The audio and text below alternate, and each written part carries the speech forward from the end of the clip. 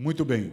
Retornando agora na parte da tarde dos nossos trabalhos em prosseguimento ao nosso evento deste dia, Pense Brasil Educação, uma questão de futuro, teremos agora a apresentação de mais uma mesa, desta vez, financiamento da educação, os números da política e a política dos números. E para mediar esta mesa, convidamos para que venha e ocupe o seu lugar aqui à frente, o senhor Fábio Maia, que é diretor de organização da Fundação João Mangabeira.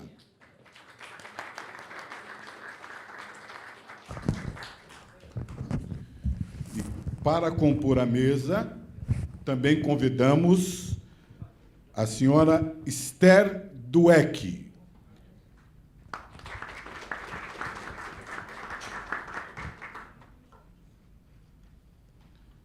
E também convidamos o senhor Jorge Abraão Castro. A professora Esther Dweck é professora adjunta do Instituto de Economia da Universidade Federal do Rio de Janeiro, também doutora em Economia pela Universidade Federal do Rio de Janeiro, em convênio com a Escola Sant'Anna, em Pisa, Itália. E o senhor Jorge Abraão Castro é professor doutor também em Ciência Econômica no Instituto de Economia da Universidade Estadual de Campinas e é diretor de temas sociais da Secretaria, está aqui me informando, que é ex-diretor de temas sociais da Secretaria de Planejamento e Investimentos Estratégicos do Ministério do Planejamento. Composta a mesa, então, passo a palavra para o senhor Fábio, para que possa, então, fazer a mediação desta outra mesa. Tem a palavra. Boa tarde a todos e a todas, aqueles que estão aqui diretamente na própria Livraria Cultura, no Teatro Eva Hess, e aqueles que estão nos acompanhando pelas mídias sociais, pelo Facebook da Fundação João Mangabeira e também através das redes da revista Carta Capital. É com muito prazer que a gente está aqui, principalmente no momento de extrema importância e da grande discussão sobre a questão dos números do investimento para o ensino público do país. Então, um tema dentro do tema da educação, também é um tema hoje muito solícito e um tema de fundamental importância para que a gente possa perceber esses números, entender e, ao mesmo tempo, verificar que a educação ela precisa, dentro de tudo aquilo que foi exposto, ter cada vez mais um investimento. Algumas pessoas confundem educação e colocam como gasto. Educação nunca é gasto, educação sempre é investimento, porque a gente sempre sabe aquilo que a gente vai colher, que é justamente o investimento das nossas futuras gerações. Mas, enfim, não vou me delongar muito, até porque o mais importante é os nossos palestrantes que aqui estão. Então, convido agora, vai ter uma apresentação aqui na tela com os números, com os dados, tanto trazido por Esther como também por Jorge, e a gente vai vai baixar aqui a tela para que vocês possam ver esses números e, ao mesmo tempo, também, assim que os dois terminarem a sua explanação, a gente vai abrir perguntas para que o público possa começar esse debate que é de extrema importância. Jorge, fique à vontade. Vamos começar aí com sua explanação inicial.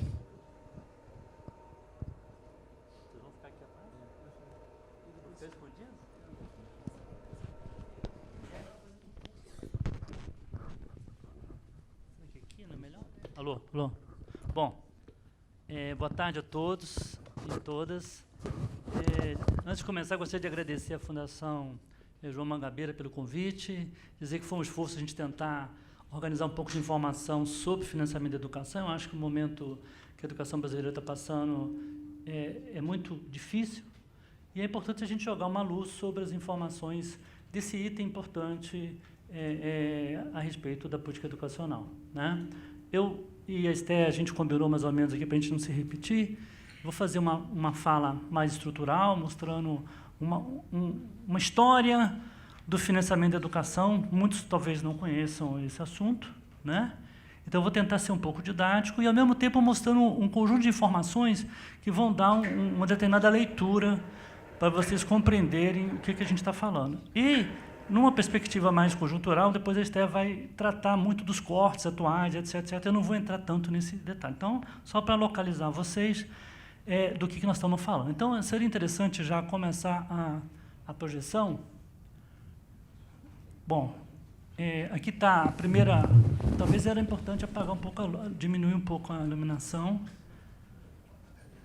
Né? Bom, tá dando para ver? E não sei se está dando para pegar também na imagem na televisão aí. Tá ótimo, né? Bom, já regulamos tudo, agora isso desconta do meu tempo, viu, coordenador? Né? Porque isso é... Bom, de antemão eu queria dizer o seguinte, ele falou, eu sou economista e fui diretor do IPEA e fui diretor do Ministério do Planejamento, né? E atualmente estou aposentado, mas sou um militante da política social brasileira e me coloco, isso não tem como sair da gente, né? Bom, passa a primeira. Então, eu vou mostrar uma estrutura muito rápida, tá? Eu queria dizer para a Fundação que esse meu material tem mais ou menos 50 slides, que eu não vou falar tudo, que vai ficar disponível para vocês usarem nos debates, né, no que for necessário e para quem desejar. Primeiro, eu vou mostrar uma estrutura do financiamento de forma muito rápida. Passa, por favor. Olha só, o Brasil montou uma estrutura de financiamento institucional muito interessante, entendeu? Ela envolve as 3 entes da federação e ela envolve, né, uma relação direta os 3 entes estão articulados em torno das fontes de financiamento. O mais importante dessa estrutura toda essa estrutura existe por conta de uma questão fundamental. Primeiro, é a vinculação. A educação, permanentemente, ela foi das políticas sociais que tiveram vinculações explícitas na estrutura tributária brasileira. Então, ela teve permanentemente vinculação de imposto. É uma coisa meio falada, vincular imposto é estranho, mas a educação sempre se protegeu. Por que se protege assim? Porque todo mundo sabe que, na economia política dos gastos, as áreas sociais são muito penalizadas na hora dos cortes. Então, uma forma de tornar permanente a política de educação sempre foi ter vinculações, né? E isso é histórico, desde 30 e tararão. Nós vamos ver que tem um conjunto de vinculações, né? E vão ter também o salário educação, que é uma contribuição social, né, focada na educação. Passa a próxima. Aqui tem uma outra leitura, para vocês perceberem o seguinte, além de tudo isso, não satisfeito em fazer uma vinculação simples, a área também foi inventiva em criar uma subvinculação, que é o Fundeb. O Fundeb é uma vinculação da vinculação. E teve inovações, que ela fixou, né, a distribuição do recurso no aluno. Isso é uma inovação, lá no período foi o Fundef que fez, e essa redistribuição foi, de fato, estremeceu gastos entre estados e municípios, quando surgiu isso lá nos anos 90, certo?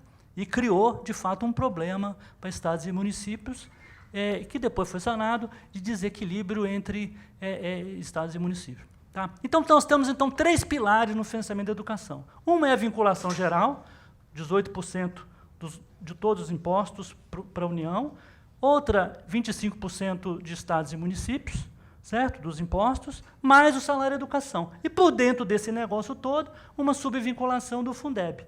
O Fundeb, então, vincula, está aqui a estrutura do Fundeb, para a educação básica, certo? Começou com o Fundef e depois virou Fundeb, certo? O Fundef, antes, o governo Fernando Henrique tinha o foco no ensino fundamental, depois, já no governo Lula, você amplia o foco para a educação básica e cria essa estrutura de financiamento. Tá? Não sei se ficou claro, né? Então, essa estrutura é uma estrutura bastante interessante, ela é ela que protege, em parte, os gastos. Agora, é importante dizer o seguinte, essa estrutura, ao mesmo tempo que ela protege, ela é um piso. E esse é o inferno da história, entendeu? Você protege, mas acaba gerando um piso, né? Porque, veja bem, na legislação diz que você tem 18% no mínimo, sempre é 25% no mínimo. Todo mundo bate esse mínimo e acaba virando um teto.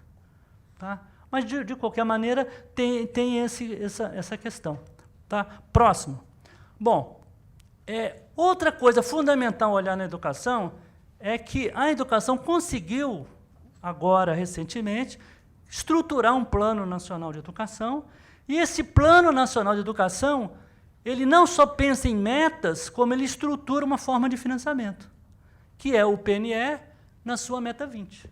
A meta 20 estabelece, né, que 7% do PIB no 5º ano do plano e 10% do PIB no ano do plano. Imagina regular os royalties e o Fundo Social do Pré-Sal, estrutura uma questão fundamental, que é o custo aluno-qualidade, certo? Como estratégia, e abandonar a ideia de recursos financeiros disponíveis para uma outra lógica dos recursos financeiros necessários. Se eu sei quanto eu preciso gastar, eu deixo, então eu passo a negociar em uma outra lógica. Isso é importante, porque essa é a legislação que nós tínhamos negociado até pouco tempo atrás. Este plano está completamente hoje sob ataque, né? Eu acho que não só nós estamos vivendo ataques no orçamento do Ministério da Educação, mas nós estamos vivendo um ataque conjunto a esse conjunto como um todo. Aqui temos novas fontes, o Fundo Social do Pré-Sal, os royalties, todos sob ataque. Aí eu tinha feito um trabalho, não sei se vocês conhecem, mostrando como o pré-sal podia ser, em parte, uma nova fonte para financiar, antecipar os investimentos em educação. Certo? A gente calculou e tudo, e mostrava que ele podia ser. E não vai ser, infelizmente, né? Como a gente imaginaria. Porque como você financia a educação, né? No limite como nós estamos, ou você amplia os impostos, ou volta o crescimento, ou você tem novas fontes. É simples assim, entendeu? Bom, próximo. Bom, dado esse conjunto e dado essas estruturas, e dado que nós temos uma estrutura muito grande, nós temos mais de 200 mil escolas, temos não sei quantos milhões de professores, eu não vou citar esse conjunto, qual o resultado em termos financeiros que nós temos? Eu vou mostrar para vocês, então. Esse é um dado que eu atualizei agora, tá? Estou pegando aqui desde o real, desde o 95, que é um dado mais razoável, tá? Até 2015, que é onde você tem o Ministério da Educação, o INEP, fez um trabalho excelente, que está na avaliação do Plano Nacional, que chega nos números mais importantes, eu acho, e melhores sobre o financiamento da educação das 3 esferas nos últimos tempos e para 2015. Tá? Então, eu estou trabalhando esses dados até 90 e poucos aqui, é do IPEA, lá na época que eu era diretor do IPEA, a gente tinha um grupo sobre isso, e o restante é dados do INEP. Tá? Então, o seguinte, o que nós tínhamos? E eu acho que isso aqui é importante. De 95 até 2005, nós tivemos um gasto que nunca passou de 4% do PIB. Certo? Nós temos o governo Fernando Henrique inteirinho e o período Palocci aqui, ó, né, reproduzindo a mesma estrutura de financiamento. Certo? Apesar do Fundef ter surgido aqui. Então, o Fundef não trouxe nenhum tipo de crescimento. Mas, depois de 2005, você tem um processo de crescimento que chega até 5%. Alguns dados do INEP falavam em 6%, mas aquilo, para mim, é o seguinte, tem um problema daquelas informações, certo? O número que eu acho, e o INEP corrigiu, é o 5%, para gastos públicos. Se você colocar aí gasto tributário, não sei o que lá, você amplia, mas para o público, para o que importa, que nós estamos falando, e você tira a coisa previdência, porque isso é outra história. Tá? Então, o INEP corrige isso nesse documento. O ProUni está fora, porque o ProUni é outra história. O FIES, depois eu vou mostrar na frente, algumas coisas estão fora aqui. FIES está fora daqui, certo? O ProUni está fora daqui, o Sistema S está fora daqui, entendeu? E os gastos tributários, né, estão fora daqui. Isso dá 0,5% do PIB. Se eu quiser, eu posso falar o seguinte, se eu somar tudo isso, dá mais 0,5%. Tá? Próximo. Aí eu peguei e falei assim, agora vamos ver isso aqui em valor real, em bilhões. Você vai ver que é a mesma historinha, entendeu? Em termos de PIB, em termos de valor real. Tá? Então, você vai ver que até 2005 a coisa, você realmente não tem um gasto... E o pior, hein? Isso aqui é no momento onde você está expandindo a matrícula. Então, por que escola está saindo disso aqui? Se você pegar os números da matrícula, vocês vão ver que a matrícula está indo lá para cima. Então, você está expandindo a educação de uma forma muito ruim. É uma escola pobre para pobre, certo? Esse é o real. Depois você continua expandindo, mas há um push de expansão aqui. Próximo. Aqui, ó, gasto de educação per capita. Se eu pegar agora em relação à população, não à população de estudantes, mas à população brasileira. Vocês vão ver que, de novo, reproduz a mesma coisa. Ó. É como se eu tivesse, para tirar um efeito demográfico, né? Ó, até 2005 a coisa continua idêntica. Eu continuo tendo o mesmo esforço, né, de financiamento, tá, relativo à população. Ou seja, todos os indicadores vão me mostrando que esse período foi muito ruim em termos de financiamento da educação. Apesar de Fundef, apesar de um monte de coisa. E que este outro período vai ser um período que lá em cima já começa, ó, mas vai ter um ponto lá que a coisa não fica boa. Depois de 2014 começa a cair. Então você tem também já um efeito, né? Ou seja, o efeito bate-teto está ali, ó. Então você vai ter já naquele, você tem um pico ali, depois 14, depois eu vou mostrar o resto dos dados, vocês vão ver que ele tende a afundar. Próximo. Aqui, ó, eu peguei esse dado aqui, que aqui embaixo, ó, eu tenho o gasto em educação, que ele segue essa tendência, e tem o crescimento da carga tributária. Tá? Então, vocês vão ver o seguinte, a carga está subindo para caramba aqui. Ó. Então, ó, a educação está aqui. Ó. Ela não pressionou, mas a carga subiu 4% aqui. Ó. Então, nada do que foi feito. E depois, ó, você tem lá, ó, na realidade, você tem um viés de baixa na carga. Certo? Aqui você tem um viés de alta da carga, lá de 2000 e pouquinho você tem um viés de baixa na carga, mas você continua e se mantém estável. Isso dá algo, isso diz alguma coisa, entendeu?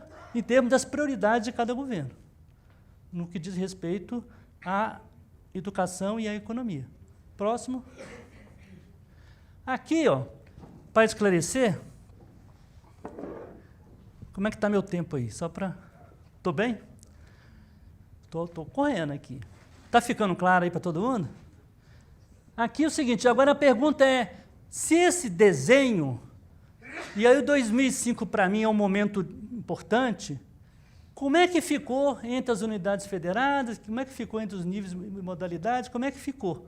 Então nós vamos ver o seguinte, ó, até 2005, ó, nós temos esse perfil aqui. Ó. De 2005 para 2015, quem é que levou a melhor na história? Então, nós vamos ver ó, que, de verdade, aqui nós estamos falando em termos do PIB, todos ganharam, todos os níveis e modalidades ganharam, alguns ganharam mais. Todo mundo sabe que o ensino médio e educação profissional ele volta a existir depois de 2005, porque então ela estava num processo muito ruim, né, de matrícula, de financiamento, etc. O ensino fundamental mantém o seu movimento e a educação superior, ela passa, olha lá, ela tem uma queda, ela teve uma queda muito grande de financiamento até 2005, houve um ajuste muito forte nas universidades, concretamente, você não contratou, né? Teve um período que a universidade mingou de profissionais, entendeu? Certo? Depois ela volta a recuperar. Lá não é nada exorbitante, então não dá para acusar a universidade de ser a grande vilã do financiamento da educação, entendeu? Ela recupera, mas nem está no patamar que tinha em 2095, entendeu? Em termos relativos. Próximo. Aí, percentual do gasto em educação. De novo, né? Aqui já olhando as unidades federadas. E você vai perceber o seguinte, o interessante desse período é a volta do protagonismo do governo federal. Aqui, ó, de 2005 para 2015. Isso tem muito a ver com o Fundeb, certo? E tem muito a ver com outras prioridades, né, que o Ministério da Educação vai realizar, né, no ensino médio, na educação profissional, etc., etc., e mostra que, de fato, o governo federal volta a ter um certo protagonismo, né, mas grande protagonista mesmo do movimento como um todo é os municípios. Certo? Os municípios têm um protagonismo concreto, em termos reais. Próximo. Agora, em termos de gasto, em relação ao PIB, aqui ali em termos relativos, todos melhoraram. Então, o que nós temos nesse período de 2005 em diante é que o federal passa a aplicar quase 0,5% do PIB, o estadual fica mais ou menos estável e o municipal sobe quase 1% do PIB. O esforço, mas esse esforço municipal tem muito a ver com as relações e as resoluções relativas ao Fundeb, né? Que o Fundeb vai acabar fazendo, e também aqui em função do que a complementação está lá embaixo, certo? Próximo. Bom, este aqui é o dado, só para clarificar, né? Esse é o número que está lá no relatório do INEP, tá? Os números não vão bater, porque isso aqui eles não estão corrigindo, o meu lá está corrigido pelo IPCA. Então, não tenta bater este número daqui com aquele meu, porque não vai dar, porque eu corrigi pelo IPCA de maio de 2019. E o dele aqui não está corrigido. O que nós temos, né? Os gastos nas esferas, e aqui aquilo, ó, 28 bilhões, que são os gastos da estrutura privada, que tem a ver com um conjunto de informações relativos a...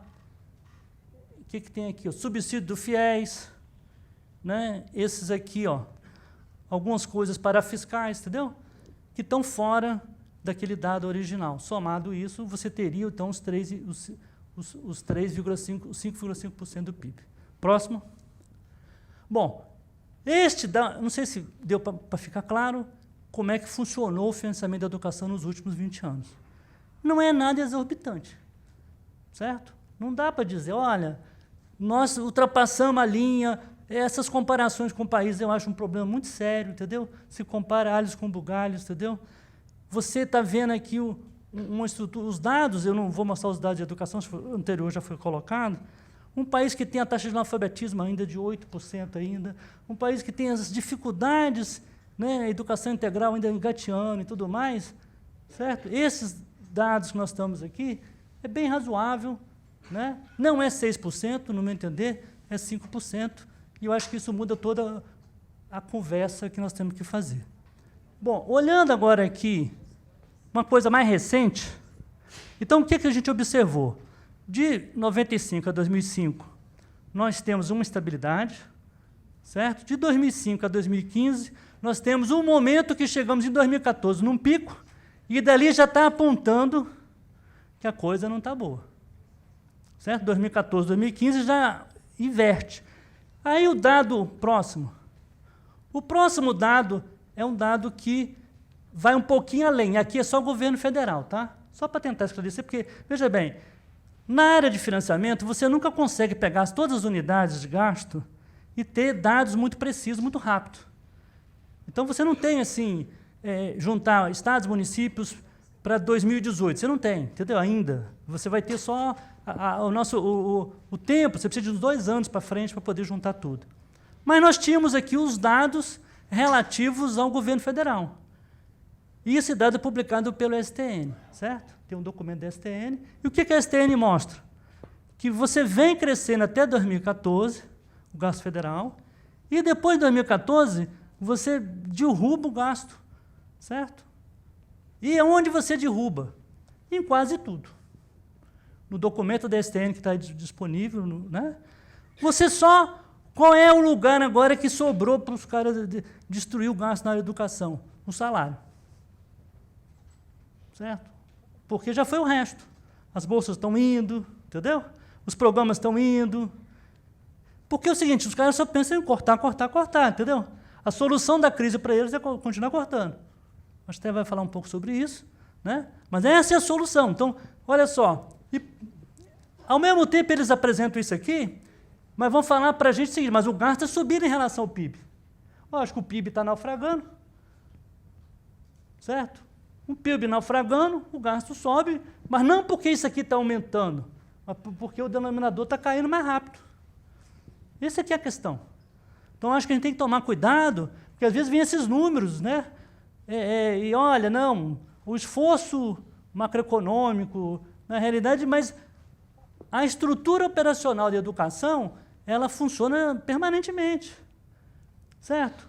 Então, o que para fazer aquele ajuste ali, se você pegar o documento da STN, você vai ver claramente é um arroxo total. E o limite vai ser na estrutura pessoal. Quando bater lá, como é que você faz? Entendeu? Próximo. O mesmo vale, é mesmo número, e aqui agora, ó, em relação à receita corrente.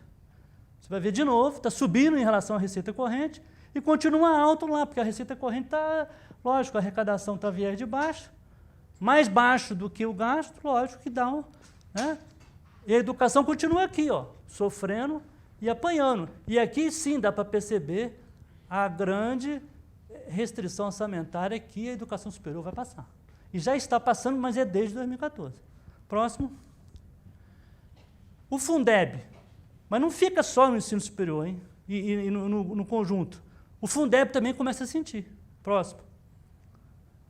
Aqui é o Fundeb. De novo, ó, a mesma historinha. Você vai até 2000 e... Aqui, e, de novo, o Fundeb, tá?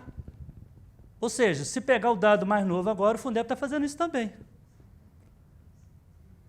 Certo? Próximo. Aqui nós temos a complementação.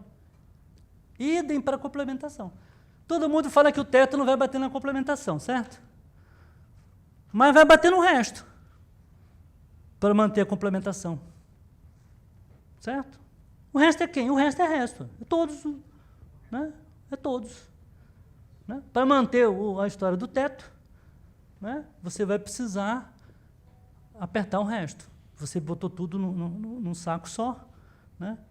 Você vai apertando por dentro o tanto que você pode, depois você tem as restrições, né? E depois das restrições você vai apertando os outros. E aí vai valer o quê? É aquilo que eu sempre temi. Nós, da área social, brigando, né? Tendo que fazer uma civilização nos trópicos, né? E nós brigando com a gente, entendeu? Né? A educação contra a saúde, a saúde contra a previdência, a previdência contra a pobreza. Olha que brincadeira. É tudo que a gente não queria. Eu escrevi um texto sobre isso há uns 3 anos atrás, discutindo entre nós mesmos na área social, falando, olha, a gente não pode cair nessa. Nós temos que estar unidos numa perspectiva da política social, e o conjunto da política social ela é mais importante, entendeu? E educação tem que estar junto disso, como saúde, etc. Próximo. Próximo. Próximo. Aqui tem um dado sobre o viés de baixa. Ou seja, além de tudo isso, você tem um viés de baixa tributário. Ou seja, não se discute uma ampliação. Você poderia, até certo ponto, ampliar um pouco a carga para dar uns... E tem muita gente que não está pagando o imposto que devia, entendeu? Você não precisa nem pegar eu e você. É só pegar um conjunto que não está pagando imposto hoje, que os dados vão mostrar para nós, o trabalho da Anfip mostrou claramente, que poderiam ter uma folga até voltar e uma estrutura de crescimento que voltasse minimamente a estruturar um crescimento junto com uma ampliação pequena do gasto. Acho que não faz mal para ninguém. Próximo.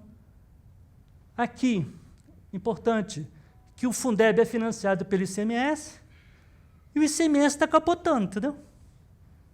Além de ser um péssimo imposto. Então, quando você olha se o financiamento da educação, ele é distributivo no gasto, mas ele é muito ruim quando você olha o financiamento dele, porque isso aqui tudo, certo, não é distributivo. Isso aqui é regressivo para caramba. São os elementos regressivos do gasto público, são os elementos que financiam a educação. Então, se, por um lado, você consegue, e está provado, que você colocou os pobres dentro da escola, não só na educação básica, como também no ensino superior, mas, por outro lado, como se financia, você não ajuda a quebrar essa correia transmissora da desigualdade, em função dessa estrutura péssima de financiamento, né? Que tem a ver, não com a educação em si, mas com a reforma tributária, que não entra em questão nunca. Próximo. Aqui temos um problema também de mudanças, né? O ISS não é taxado, ele está crescendo, certo? E o ICMS está caindo também. Então, tem uma discussão hoje no Fundeb, que é importante. Bom, deixa eu acelerar, que eu não sei como é que está meu tempo. Próximo. Salário e educação, outra fonte importante. Olha o que vai acontecer com o salário e educação. Fundamental para a educação básica, hein? Próximo. Olha lá. Mesma coisa. Vai capotar mais ainda. porque a folha de salário, do jeito que está indo, vai sumir. Né? O que fizeram no mercado de trabalho vai aparecer aqui, ó, profundamente. Isso aqui é sobre folha de salário. Já apontou lá? Ó. Então, algumas fontes, né, do financiamento, elas estão extremamente problemáticas, não em função da educação, mas de tudo que está acontecendo e das articulações da política econômica e do que nós não estamos fazendo, certo? Não só da política econômica, como também, por exemplo, da política de trabalho. Bom, próximo. O teto de gasto, acho que vou deixar para a Esther falar. Pode passar. Financiamento e questões relevantes. Agora, só para fechar. Eu vou levantar aqui uma série de questões que eu acho que são relevantes. Estou fechando, tá? Algumas questões são relevantes e têm que ser consideradas quando a gente está pensando no financiamento da educação, olhando essa perspectiva macro. Uma delas é baixo crescimento econômico, é muito ruim. Então, nós temos que voltar a recuperar a capacidade de crescimento. Por quê? Porque tem um efeito negativo na estrutura tributária vagabunda que nós temos, né? Tem um efeito na piora das condições de vida dos estudantes. É um efeito automático, se vocês olharem hoje a situação dos estudantes, entendeu? Das suas famílias. Né? Então, o crescimento tem esses dois lados. Novo regime fiscal. O teto dos gastos afeta os gastos em educação. Não só da educação, como das demais áreas. A proposta está circulando no Congresso uma proposta de emenda constitucional para desvinculação total. Seria loucura, acaba com o financiamento da educação. Essa é uma proposta que corta no fundo, principalmente educação e saúde. Que, por sinal, educação e saúde está no centro dessa brincadeira do teto. Né? A brincadeira do teto é as duas, que são, né, 5% do PIB, mais 3% da educação, 8% saúde e educação, é o que os caras, né, querem cortar. Tributação atual, deixa de arrecadar recursos das renúncias, juros de capital próprio, etc. Carga tributária injusta e desigual. Mantém as desigualdades federativas. Ou seja, a tributação também ela é um elemento que mantém a desigualdade federativa. Por exemplo, um aluno do Fundeb da Paraíba, né, ou de Pernambuco, entendeu? Ele é 70% do gasto dele de um aluno de São Paulo, com a complementação. E isso não é devido às necessidades desse aluno, é devido à estrutura tributária que você tem, entendeu? A estrutura tributária, que ela é muito desigual, ela gera as desigualdades permanentes, né? Falsa dicotomia entre qualidade do gasto e necessidade de recurso. Isso é... As falsas dicotomias, ontem eu estava conversando com o Eduardo Fernandes sobre Previdência, as falsas, os tais mitos, né? Sempre, né? Nós já temos dinheiro suficiente, nós gastamos mal. Vem sempre esse papo. Olha, eu tenho 40 anos dessa história, esse papo não muda nunca, entendeu? Eles tiveram um tempo lá com gasto, né? O gasto constrangido, meteram gente dentro da escola e foram muito eficientes, né? Um aluno que teve, né, os resultados que nós temos na educação hoje. Próximo. Piso e carreira. Limitação. Temos outros problemas. Por exemplo, o cipual de leis, né, que nós temos, que torna o gestor quase constrangido por conta dos vários... Como cumprir o piso se eu tenho a lei de responsabilidade que me proíbe de gastar acima de X%, entendeu? Então, tem uma série de constrangimentos que torna, às vezes, elementos que indicam soluções, por exemplo, de terceirização. Então, o gestor fica, né, como é que eu vou cumprir isso? Se a lei de responsabilidade me pegar, eu vou pegar um processo, então eu vou terceirizar, porque eu entro lá nos custeios. Então, vocês vão percebendo que as coisas de financiamento, elas interferem no dia a dia da escola e na própria política. Cobrança de órgãos está aqui, e transformações da economia que estão para vir por aí, certo? Que vai mudar muita coisa, principalmente na estrutura tributária. Ou seja, a gente não escapa de ter que repensar as coisas, certo? Apesar do momento ser muito ruim, as transformações que vão vir na economia, que seja com alteração dos processos produtivos, novo padrão de consumo, alteração do mundo do trabalho, nova tributação, etc., etc., vai levar a que nós tenhamos que repensar muita coisa. Então, eu gostaria de dizer o seguinte, o financiamento da educação, ela é a peça-chave para a gente ter uma boa educação, não é uma peça, certo? Sem isso, a gente não faz educação de qualidade, certo? Não há educação de qualidade sem tributação, sem financiamento adequado. Esse é o ponto. O PNE já bateu firme e mostra claramente essa questão. Tá? Tem por dentro problemas que não são da educação, como a questão tributária, mas que quem é na área da educação pode colocar para si como um problema. Se a gente não resolver questões tributárias, não tiver uma reforma tributária, nós não vamos resolver uma série de problemas do próprio financiamento da educação. Né? Eu acho que essas são questões importantes. Segundo, temos que voltar a ter um crescimento econômico num país que a população ainda está crescendo e com tanto problema. E a solução que tem sido dada permanentemente para nós é uma solução de austeridade e que nos leva a esse crescimento pífio. O mundo está crescendo. Veja o mundo, hein? Essa maravilha de mundo que nós vivemos, e nós somos muito pior que esse mundo, entendeu? E como é que nós queremos fazer tudo que nós devemos fazer? Como? Essa é uma pergunta fundamental que eu faço para nós que estamos, como economistas, pensando o financiamento das políticas públicas, principalmente, no nosso caso aqui, pensando o financiamento da política de educação. Acho que tem mais alguma coisa? Deixa eu ver. Não, aqui tem alguns indicadores selecionados que eu não vou entrar, tá? Que aí que era só para mostrar o que aconteceu nesses... não adianta só falar de financiamento e não mostrar o que aconteceu nesse período. Né? O período do Brasil, da Constituinte, e o período de hoje, há uma mudança muito grande nos indicadores. Certo? Com aquele tipo de gasto lá. O que nós fizemos? Bom, obrigado.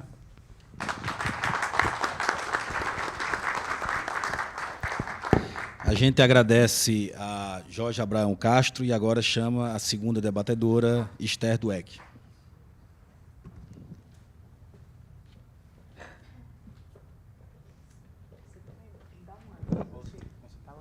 Faltar uns 10 minutos. Obrigada. Bom, queria também agradecer à Fundação, o presidente da Fundação, o Fábio, que está na mesa também. E também vou falar daqui, porque também temos dados, e acho que, como o Jorge falou, apesar da gente ter combinado, não totalmente, né, Jorge, mas a gente sabia que ia ser complementar, a gente já se conhece, e, de fato, ele é uma pessoa muito mais da área social, eu sou mais da macroeconomia, mas, como eu disse, como o Jorge me deu elogio hoje, eu virei uma macroeconomista da área social. Então, acho que, no fundo, é bem complementar, porque eu justamente vou mostrar mais o que está acontecendo nesse momento e um pouco uma perspectiva de futuro, diante já do que o Jorge já mostrou, que, infelizmente, aquela curva que ele mostra, se a gente não fizer nada, é para onde a gente está indo. Assim, ela não tem nenhuma perspectiva de mudança. Se a gente não conseguir fazer algumas mudanças importantes, não só de crescimento econômico, como o Jorge já falou, e como ele também tinha mostrado ali, de mudança de algumas regras que foram feitas no Brasil. Né? Porque a gente criou uma série de regras, a gente não, né? Foram criadas algumas regras no nível macroeconômico que vão impor restrições fortíssimas para frente no financiamento não só da educação, como o Jorge falou, como de toda a área social, com consequências gravíssimas do ponto de vista social no Brasil, e também com consequências gravíssimas do ponto de vista de capacidade de crescimento econômico. Né? E eu vou tentar mostrar isso um pouco no final, que, na verdade, essa armadilha que a gente está, ela é uma armadilha que nos deixa presos numa situação que não resolve absolutamente nada. Não resolve o problema social do Brasil, de altíssima desigualdade, né? A gente precisando fazer investimentos fortíssimos para chegar a um nível razoável de vida para a população brasileira. Não resolve os problemas econômicos, ao contrário do que se diz, né, que fazendo várias dessas reformas a economia vai voltar a crescer, etc. Nada disso também não é verdadeiro. E nem resolve o problema fiscal, que é onde você está colocando como se isso fosse uma grande solução para a situação fiscal brasileira. Né? Então, vou tentar falar um pouco da relação disso com a educação e, no final, falar um pouco dessa situação macro que a gente está, para mostrar a necessidade da gente fazer reformas, outras reformas, né? Dentre elas, uma que o Jorge já falou bastante aqui, que é a própria reforma tributária. Se puder passar, por favor. Acho que pode passar esse, porque o Jorge já explicou bastante isso. Pode pular esse gráfico que está errado, esse também que está errado.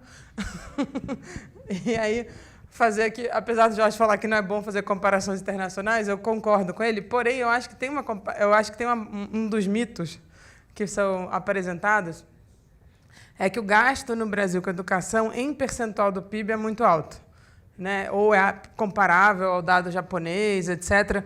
E aqui, por exemplo, a gente tem o Japão ali, ele gasta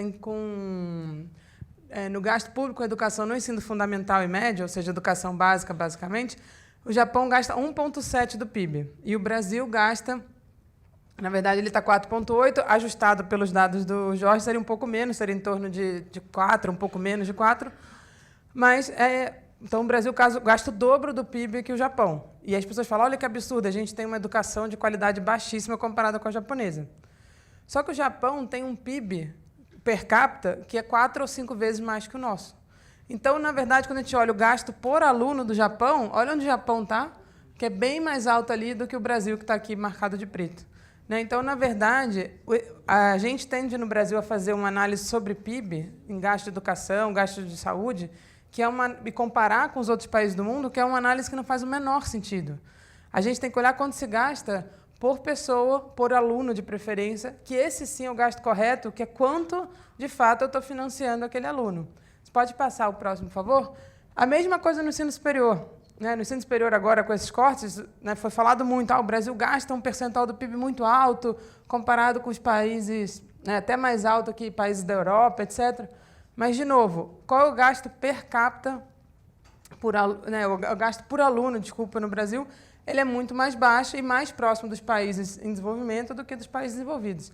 Né? Então, justamente essa falsa análise de comparação internacional está permitindo criar uma série de... As pessoas pegam isso e começam a falar assim, não, está vendo, gasta-se demais em educação superior, né? E, portanto, não tem problema nenhum fazer um corte porque a gente está gastando demais. Essa é um pouco a lógica que querem apresentar.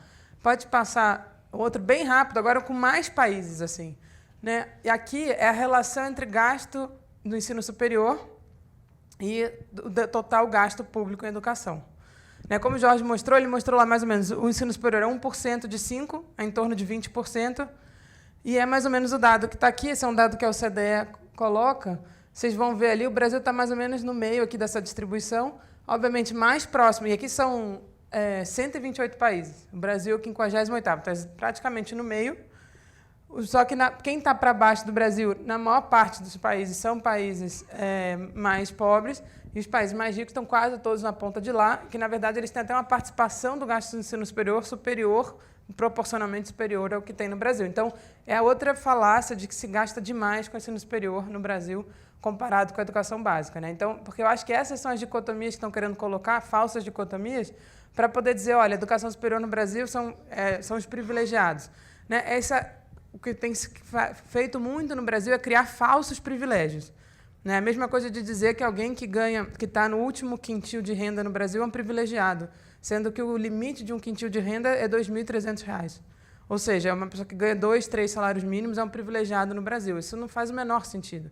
Né? Então, a gente tem que tomar cuidado com esse discurso, que é um discurso que vai passando para a população e tentando legitimar medidas que são extremamente ruins para o Brasil. Você pode passar? Mais um, por favor. Ainda, de novo, agora aquele gasto por aluno no ensino superior. Só. De novo, agora comparando com mais países.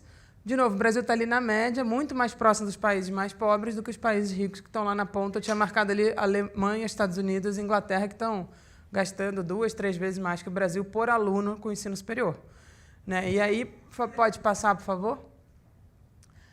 Como o Jorge já falou, a meta 20, eu acho que aqui tem um ponto importante, justamente, só para ressaltar esse ponto que o Jorge falou, a gente tinha, em 2014, feito meio que um pacto nacional, né, que era o Plano Nacional, chamava Plano Nacional de Educação, e eu queria dar um reforço nisso, para justamente ver o que aconteceu 2 anos depois. Como o Jorge mostrou, mas ele acabou não falando tanto, deixando para eu falar. E aqui tinha uma mudança central, e o Jorge explicou isso super bem, e eu queria fazer só mais uma ressalva nisso, que era essa ideia do custo aluno-qualidade. Seria o custo aluno-qualidade inicial, né, e depois, para a educação básica, o custo aluno-qualidade de fato. Que era justamente para poder tentar resolver um problema no Brasil, que o gasto por aluno no Brasil, no ensino básico, é extremamente baixo. Né? No ensino superior não é alto, como a gente viu, mas é um pouco mais alto que no ensino superior, no ensino básico, desculpa. E isso, obviamente, não permite uma qualidade como a gente gostaria. Então, é claro, e é aquela falsa dicotomia de que é um problema de gestão e não de falta de recurso. Né? Se a gente olhar uma mensalidade numa escola privada no Brasil, é praticamente o valor do que se gasta um ano inteiro com um aluno na educação básica. Então, olha como é que você vai conseguir manter o mesmo nível de qualidade se um gasta 12 vezes mais do que o outro. Né? E aí, obviamente, isso entra na discussão do salário de professores, isso entra na qualidade da escola, no que a escola oferece para os alunos, uma série de coisas que são comprometidas. E aqui, justamente, tinha essa ideia que eu preciso de mais recursos para poder garantir isso. Né? Com os recursos que eu tinha, eu não conseguia aumentar a qualidade. Então, eu precisava de mais recursos. Isso era meio que uma coisa que estava meio pacificada na população brasileira, de que a educação merecia ter mais recursos. Né? E aí, pode passar, por favor? Pode passar essa, que acho que o Jorge já explicou bem. O que foi feito em 2016? Né? E aqui é importante lembrar que a Emenda Constitucional 95 ela era uma mudança, que foi chamada de novo regime fiscal. Em tese, ela era uma mudança nas regras fiscais do Brasil. As regras fiscais do Brasil, até tem uma que é constitucional, que é a regra de ouro, mas a maior parte da discussão fiscal no Brasil estava numa lei complementar, que é a Lei de Responsabilidade Fiscal. Se quisesse fazer uma mudança puramente numa discussão fiscal, o instrumento legal para isso teria sido a lei complementar, não a Constituição. Você poderia mudar a LRF, botar o teto de gastos, enfim, não que eu discordo, basicamente, vou mostrar porque eu discordo dessa política, mas por que foi feita uma emenda constitucional? A emenda constitucional tem a ver com a desvinculação da saúde e da educação das receitas. Essa foi a grande medida constitucional que foi feita com a Emenda Constitucional 95. E a gente sai, no caso da educação, do que o Jorge já tinha mostrado, de 18% da receita líquida de impostos, e passa a ser um valor simplesmente corrigido pela inflação. Ela deixa de ter a vinculação com as receitas e passa a crescer junto só com a inflação, que significa nenhum crescimento real dos gastos, do piso. Mas, como a gente vai ver, o piso vai se tornar um teto por conta da própria emenda total. E a mesma coisa com a saúde. Para a saúde, tinha acabado de mudar a regra para ser 15% da receita corrente líquida e se manteve isso para 17% e depois, a partir de 18%, já é apenas corrigido pela inflação. Essa foi a grande mudança da Emenda Constitucional 95 e foi por isso que ela foi uma emenda constitucional, porque eu precisava mudar os mínimos constitucionais de saúde e educação. E aí, por isso, aquele cenário que o Jorge mostrou, que era um cenário de crescimento, e na educação a gente teve aquele salto enorme, porque a gente ficou muito acima, a partir de 2008, quando a gente tirou a DRU da educação. É importante lembrar que existia a DRU na educação no governo Fernando Henrique. Desses 18%, 20% não era aplicado na educação. A partir de 2008, você deixa de aplicar a DRU, em 2010 você tira efetivamente a educação da DRU, e a partir de 2011 você começa a aumentar muito além do mínimo da educação no nível federal. E aí, quais as consequências disso? Se puder passar, por favor. O que vai acontecer no gasto federal, em termos da receita líquida de impostos e per capita? Na receita líquida de impostos, ao tirar a vinculação, supondo que a economia volte a crescer, é claro que se a economia não voltar a crescer, a receita não volta a crescer, mas supondo que a economia volte a crescer 2% só, em média, por ano, o valor que era 18%, ao final de 10 anos, vai estar em torno de 14%. É uma perda de 4 pontos de receita que a gente teria por conta da falta da vinculação com a receita. E o que é mais grave é que o valor por aluno, que já é baixo no Brasil, como a gente viu, e a gente tinha feito todo esse plano no Plano Nacional de Educação, que era aumentar o custo qualidade, o custo aluno-qualidade, a gente poder financiar mais, o gasto per capita no nível federal vai cair. Qual o grande problema disso? A maior parte do aumento que estava previsto no PNE teria que vir do governo federal. Ele não era, seria muito difícil para os estados e municípios, na atual estrutura tributária, na atual forma de repasse, ter um aumento pelo lado dos estados e municípios, que já gastam um valor superior à União em termos das suas receitas, e que já tinham pouquíssimo espaço para ampliação, inclusive pelas regras da LRF que impedem os gastos com o pessoal. Ainda tem toda uma outra parte, como o Jorge tinha falado. E aí, o que vai acontecer no financiamento federal? Uma queda per capita, que, na verdade, é uma queda por aluno. Então, esse cenário é o cenário que a gente tem para frente se nada for mexido. E aí, pode passar, por favor? O que se falava na época da emenda constitucional? Na época, eu estava até como assessora no Senado, eu participava lá no dia da última votação, do segundo turno no Senado, e o relator falava, não tem nenhum corte na educação. Ele falava, não, por quê? A gente está botando um piso, está preservando a educação, sendo que é um piso menor. E ele falava, o que a emenda constitucional vai fazer, e isso foi passado para a população, tentou-se passar isso para a população, que a emenda constitucional era só um teto e que seria puramente uma realocação interna, e que se você tinha um piso, você poderia gastar acima do piso. Isso vai ser impossível. Por quê? Aqui está a emenda constitucional como um todo. Né? O que tem aqui, só para vocês entenderem? A linha verde de bolinhas ali é o gasto, qual era o gasto federal em 2017, que foi em torno de 20% do PIB, e o que vai acontecer com a emenda constitucional nos próximos 20 anos, mas a gente pode marcar aqui os primeiros 10 anos para qual a regra está dada. Né? Nos 10 anos posteriores, você pode até eventualmente mudar a regra, não sabemos o que vai acontecer. Ao contrário do que se dizia, a emenda constitucional não é um congelamento dos gastos. Esse termo foi muito ruim. Na verdade, ela é uma queda dos gastos, como eu mostrei para vocês. Não só em termos per capita, que é gravíssimo, mas como percentual do PIB. De novo, supondo que o PIB volte a crescer um pouquinho nos próximos anos. Ela vai impor uma queda, também se for um crescimento médio de 2%, de quase 4 pontos percentuais do PIB nos gastos totais do governo federal. Essa simulação aqui é supondo uma reforma da Previdência e você estabilizando os gastos com a Previdência, o que eu não acho que deva ser feito, mas mesmo com que eles dizem, não, basta fazer a reforma da Previdência que não vai ter problema. Isso é mentira. Mesmo você fazer uma reforma da Previdência, os demais gastos vão ser comprimidos. E quem está aqui? Esse laranja aqui é o mínimo de educação, que vai caindo por conta da regra, que é só reajuste pela inflação, o mínimo de educação que vai caindo, e esse laranjinha aqui era o que tinha mais de educação, que também vai caindo. É isso que está acontecendo. Ano por ano, a gente já está em 2019, o orçamento já foi feito com uma base muito menor, o orçamento de 2019. Se a gente olhar a dotação orçamentária que tinha para a educação, comparado com outros anos, já é menor. Né? Em algumas áreas, na parte de discricionária, então, muito menor. Né? E isso vai, ano a ano, você vai ter que ir cortando isso aqui para poder cumprir o teto. O que aconteceu esse ano? O nível de investimento federal esse ano é o mais baixo nos últimos 15 anos. Você praticamente não tem mais investimentos federais. Qual a grave consequência disso? Além da gente não ter o impulso de crescimento, o valor que a gente tem não permite manter os ativos federais. Né? A FRJ sofre disso, o reitor está aqui. A gente não tem condições de manter a estrutura que a gente tem. Né? Toda a estrutura federal de imóveis, de patrimônio, com o valor de investimento que a gente tem, não permite nem a manutenção deles. A gente precisa, no mínimo, uns 50 bilhões de reais a preço corrente, a preço constante, para manter o que tem. A gente hoje, depois do último corte que foi feito em março, a gente deve estar em torno de 10 bilhões de investimento esse ano. É um valor ridículo para o governo federal. Pode passar, por favor?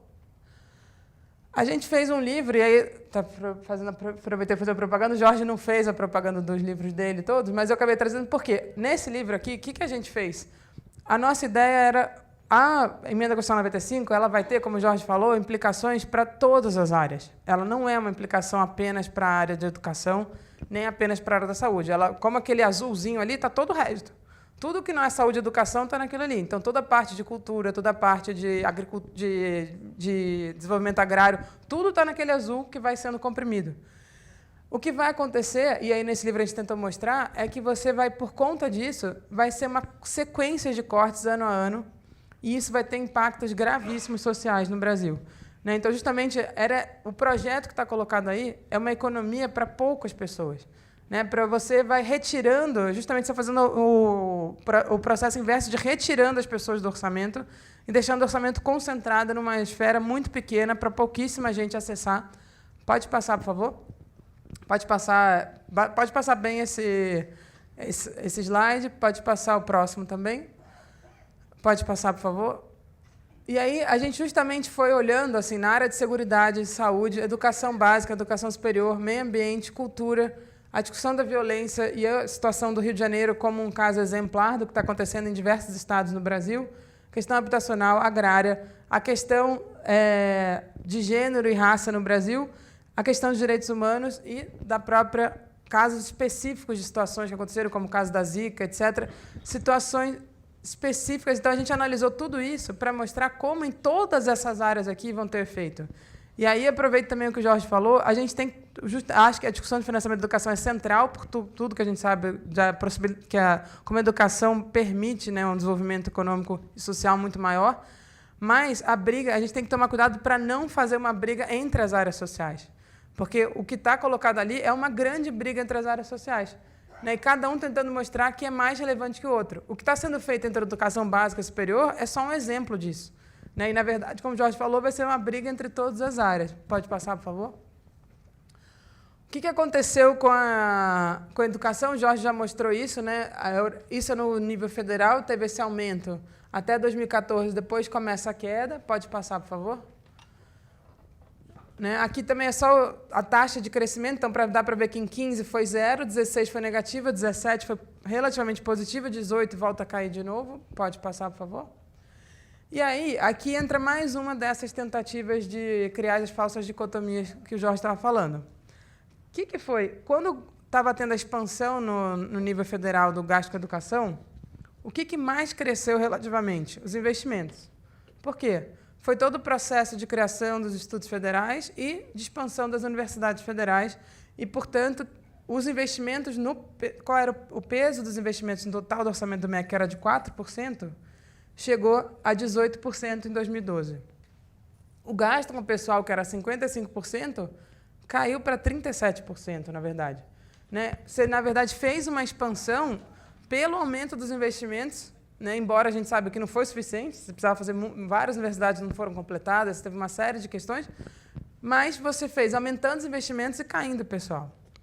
O que aconteceu a partir de 2012, principalmente a partir de 2015? Na hora que você começa a fazer os cortes começam a ir diretamente nos investimentos. Então, a expansão que estava sendo feita, ela começa a ser paralisada, porque você começa a cortar investimento, e aí aqui é dentro de um percentual que está caindo. Né? Pode passar, por favor? E aí vem o que é no orçamento do MEC, no nível federal, que é o grande... Né? O orçamento do MEC ele tem uma parte que, obviamente, é a administração central do MEC. Você tem os institutos federais, as escolas federais. Você tem a CAPES, com as bolsas. A Fundação Joaquim Nabuco, que é mínimo o valor, vocês olharem ali. A parte de hospitais é a EBSER, né, que é a parte de hospitais, maternidades, etc. O FNDE, né, que é toda uma parte que tem aqui o Fundeb, mas tem uma série de outros programas de complementação para a educação básica. As universidades e o FIES aqui. Né, o FIES ele é basicamente uma despesa financeira, então não está dentro da discussão dos cortes que foram feitos recentemente. Os cortes eles se aplicam basicamente a essas outras áreas aqui. Então, essa é mais alguns dos equívocos. Né? Primeiro é o tamanho das universidades, porque foi essa briga entre ensino superior e básico. As universidades, total das universidades, é 49 bilhões ali, entre um total de 136 bilhões. Então, as universidades elas não pesam, elas são quase um pouco mais de 1/3 do orçamento do MEC.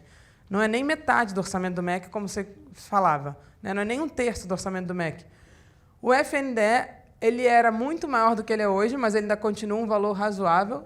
Se somar os IFETs e o FNDE, que é básica, tem IFETs, tem parte que é ensino superior, não está separado ali, mas o IFETs é uma parte grande para a educação básica. O IFETs e a FNDE eles dão praticamente um orçamento muito próximo das universidades. Então, o que vai de educação básica e o que é de ensino superior no nível federal é parecido. E era isso aqui que precisava aumentar muito mais. Né? E fora o resto. O que aconteceu? Pode passar, por favor?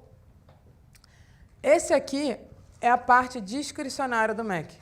Né? O que é a parte discricionária? É exceto pessoal, né, ativo e pessoal inativo. O que estava acontecendo com o orçamento discricionário? Aqui é um valor nominal ainda, depois eu vou botar o valor corrigido. A gente saiu de um torno aqui de 2002 em 4 bilhões e chegou a 32 bilhões, né, sendo que um aumento grande foi justamente no investimento, que é o vermelho ali. Né, se vocês olharem ali. Quando começa a partir de 2015, começa a queda, o que vai sofrendo muito são os investimentos, mas também o gasto custeio. Vocês olharam a parte de custeio aqui? Caiu muito. Pode passar o próximo? Aqui em termos reais. Então, em termos reais, saiu em torno de 10 bilhões para 43, ou seja, tinha quadruplicado as despesas discricionárias do MEC, e hoje chegou, depois desse último corte, a 18 bilhões, menos da metade do que se tinha em 2014. Na verdade, você voltou a um valor próximo de 2008, a um valor próximo a 10 anos atrás. Só que o que aconteceu nesses últimos 10 anos na educação? Uma expansão gigantesca no nível federal. Né? Então, quais as consequências? Pode passar? Onde os cortes foram maior? Ao contrário do que se fala, o corte proporcionalmente maior foi no FNDE. Né? E o que era ali? O que tinha no FNDE fortíssimo em 2013? Né? Em 2014, onde foi o ápice ali do FNDE, que é em torno de 17,5 bilhões. Tinha o investimento nas creches, você tinha um aumento fortíssimo de investimento nas creches e de apoio à infraestrutura na educação básica também. Isso acabou. O investimento em creche hoje é praticamente zero. Mas, se a gente olhar nas universidades, que é o marrom, também caiu. Nos institutos federais, que é o vermelho aqui, também caiu. E nas bolsas da CAPES, que é o verde, também caiu pra caramba. Né? Então, na verdade, tudo caiu, mas, proporcionalmente, quem mais perdeu foi justamente a parte que vai para a educação básica. Pode passar? E aqui eu trouxe o dado um pouco aberto, mas aqui, se vocês olharem, o que era forte em 2014 na educação básica? O apoio ao livro didático continua igual em termos nominais, de 2014 para 2019, o que significa que, em termos reais, tem uma perda importante, que é em torno de 2 bilhões, mais ou menos. Mas o apoio à formação profissional científica e tecnológica de professores da rede de educação básica saiu de 3 bilhões para 250 milhões. Você praticamente acabou com esse apoio para a formação. Né? Uma outra coisa forte era a concessão de bolsas de apoio à educação básica, que era de 1 bilhão e acabou. Né? E a outra coisa muito grande, estava aqui, era o apoio à implantação de escolas para educação infantil, de 2 bilhões e 600, apoio à infraestrutura para educação básica e estruturas esportivas para educação básica nos investimentos. O investimento praticamente zerou, saiu de 6 bilhões, em termos nominais, para 1,3 bilhões, praticamente zerando o apoio federal para o investimento na educação básica. Né? E era justamente... As consequências disso aqui para o futuro são gravíssimas. Pode passar? E as universidades, né? Como eu tinha falado, a gente saiu... Aqui cortou aqui um pouco, mas as matrículas na rede pública passaram de 641 mil para 1 milhão e 300. Você dobrou, a mais que dobrou, a matrícula na rede pública federal de ensino superior. Né? Nesse período aqui, que vai de 2007 até 2017. Ali, são 10 anos. Então, esse período em que o valor do gasto primário foi caindo, né, você chegou num pico e depois começou a cair, é justamente o período onde você teve uma expansão, você mais que dobrou o número de pessoas nas universidades. Pode passar, por favor? E o que aconteceu com o orçamento das universidades? Ele foi crescendo de 2007 até 2013 ali, e depois começou a cair. Né? Nesse ano agora, em 2019, está mais baixo, chegou mais ou menos, está em torno de 5... depois do corte, ele chega mais ou menos aqui, ele volta para o ano de 2007. Então, a gente tem hoje um orçamento discricionário nas universidades, em termos reais, que equivale a de 2007, quando o número de matrículas era metade do que se tinha hoje. Pode passar? Pode passar mais uma, por favor? E aí, então, a gente chega na parte final aqui que eu queria mostrar para vocês. Qual é o grande problema que a gente está vivendo hoje no Brasil? O governo ele simplesmente amarrou as mãos. A gente está vivendo um período das piores recuperações de uma crise que já se teve no Brasil. Se a gente comparar com a crise de 29, a partir do momento que o governo começou a atuar, a gente saiu da crise muito mais rápido que a gente está saindo dessa crise. A gente caiu 2 anos consecutivos, foi 2015 e 2016. 17 e 18, a gente cresceu 1%. E esse ano, se a gente crescer 0, ou seja, não cair, a gente tem que ficar feliz. O que significa que a gente continua numa economia completamente estagnada. Por que isso está acontecendo? Né? E aí, qual é a solução que estão dando? Não, faz a reforma da Previdência, faz isso, faz aquilo. Né? E, ao contrário, sem entender o que está acontecendo. A gente não tem uma crise fiscal no Brasil, ao contrário do que se fala. Os números que o Jorge trouxe de arrecadação são muito bons para ver. Na verdade, desde a crise de 2008, a gente teve perda de arrecadação e continuou tendo perda de arrecadação. Esse é o grande problema fiscal no Brasil. E de onde vem essa perda de arrecadação? Da própria perda de crescimento econômico. Né? E o que a gente está vendo é uma coisa que na Europa e nos Estados Unidos as pessoas estão chamando de um ajuste fiscal que se autodestrói. O que é isso? Você tenta cortar gastos, e a partir do momento que você corta gastos públicos, você, na verdade, deixa de contratar gente, deixa de contratar serviços, deixa de pagar para a iniciativa privada. E aí você começa a ter queda no PIB, a queda no PIB vai ter queda de arrecadação e piora a situação fiscal, e aí que você fala, corta mais. E a gente fica nesse círculo extremamente vicioso de ficar cortando gasto para tentar recuperar o fiscal e não recupera o fiscal. Né? E é exatamente o que a gente está vendo. Depois que você teve um déficit, e o déficit, na verdade, foi crescendo, e a dificuldade de voltar é enorme, e a dívida dispara. Pode passar, por favor? A gente calculou, com um orientando meu, na dissertação de mestrado dele, ele fez um cálculo para ver quando o governo faz um corte, seja no benefício social, ou no consumo do governo, ou no investimento público, ou aumenta impostos, né, porque o aumento de imposto também é uma maneira de você fazer um ajuste fiscal, qual é o impacto que tem na economia? Né? E aí, claro, aqui tem uma série de suposições, mas a gente vê quando corta gastos com educação, que está aqui dentro, em consumo do governo, ou com investimento, que parte dos gastos com educação é investimento, no sentido... Concordo que todo gasto com educação é investimento, como o Fábio falou, mas no sentido de contas nacionais, são separados. Um corte de R$1 na educação gera uma queda de 3,8 no PIB em 2015. Né? Se você cortar R$1, você perde R$2 de consumo das famílias, porque você deixa de gerar renda para as famílias, que, por sua vez, deixam de consumir. Você perde 85 mil empregos, se for para 1 bilhão de corte, e você perde impostos também. Então, na verdade, você fica nesse círculo vicioso, você vai perdendo, você perde PIB, perde emprego, perde arrecadação. Pode passar, por favor? Então, na verdade, o que a gente está vivendo, o que foi feito no Brasil, é uma coisa que vai para muito além de uma reforma fiscal. É uma nova, como o Jorge falou, é uma nova perspectiva de país. Né? E, recentemente, voltou-se a discutir uma reforma tributária no Brasil, que é central.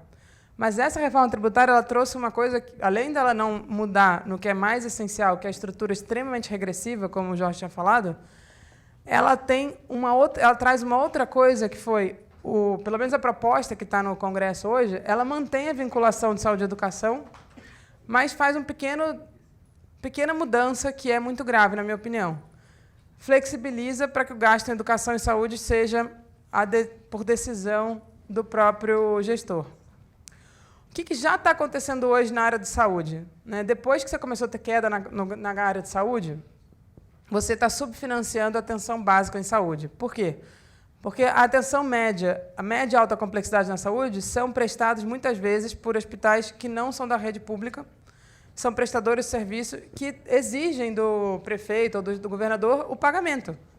Na hora que começa a cortar o gasto, você começa a pagar esses fornecedores primeiro.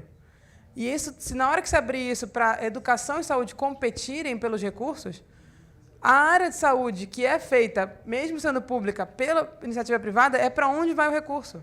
E você vai subfinanciar ainda mais a educação, além do que ela já está prevista para ser subfinanciada. Porque você vai não só subfinanciar no nível federal, como você vai começar a subfinanciar mais fortemente ainda no nível estadual e municipal, se você flexibilizar completamente os recursos para a saúde e educação. Fora o que mais grave ainda, que seria no nível federal, fim total da vinculação, que é essa proposta de nenhuma vinculação. Então, na verdade, o que está acontecendo com esse regime que a gente criou hoje no Brasil é um regime extremamente recessivo, porque ele impõe que o governo não possa atuar na economia quando ela está numa recessão, e ela faz com que uma parte grande dos gastos na economia não cresçam, que é o caso de toda parte do federal. Retira poder do Congresso e da sociedade de modelar o orçamento, na verdade, provoca um acirramento do conflito distributivo dentro do orçamento e dentro das áreas sociais, como a gente falou, e impõe claramente outro projeto de país que é totalmente incompatível com aquele que estava previsto na Constituição de 88. Né? A emenda constitucional 95, na verdade, ela é uma destruição da Constituição e ela faz pela forma mais que não foi direta. Né? Ela foi fazendo de forma indireta, embora na área de saúde e educação foi bastante direta. E, de forma que vai ser muito difícil cumprir os gastos estipulados pela emenda, desculpa que ficou a PEC ali, e vai ter reforma em diversas áreas. Né? A educação já está sofrendo, a saúde já está sofrendo, a previdência já está sofrendo, outras áreas do governo que não tem nenhum piso praticamente estão acabando. Né? Então, se a gente não mudar isso, as consequências são gravíssimas. Sociais, né, e está claro aqui pelos efeitos sociais, são gravíssimos do ponto de vista de crescimento econômico, e não resolve o motivo pelo qual eles gostariam, que era o fiscal, porque esse círculo vicioso, na verdade, gera um problema fiscal cada vez maior. Né? E se a gente não inverter a lógica, dificilmente a gente vai conseguir sair dessa situação e aquela curva do Jorge, na verdade, vai só se acentuar. Obrigada e boa tarde. A gente agora vai abrir para as perguntas. Luiz está aí com o microfone. Vai vir aqui para frente enquanto a tela é recolhida, para que vocês possam fazer até 8 perguntas e depois os 2 palestrantes poder responder cada uma das perguntas.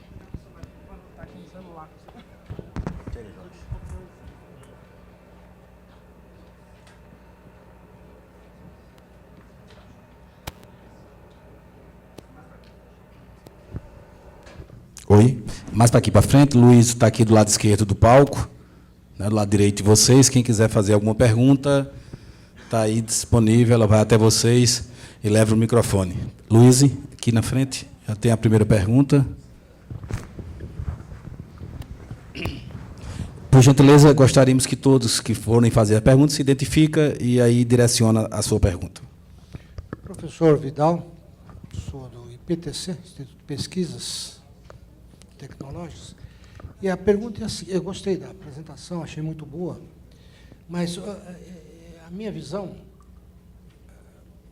carece um pouco de, não é de fundamento, mas voltada para a política propriamente dita. Quer dizer, é lógico, todo mundo sabe que até na própria casa você vai ter um orçamento, mas o orçamento é aquilo que você recebe. O problema é como você gasta. Então, e aí que está a política, como gastar. Acredito que o problema maior é a questão política, pública, de como gastar o dinheiro. Então, o que acontece? É evidente, não adianta discutir o quanto tem, o quanto é só aquilo e tem que ter aquilo. Agora, como gastar aquilo é que está o problema. Eu acho que nós gastamos muito mal.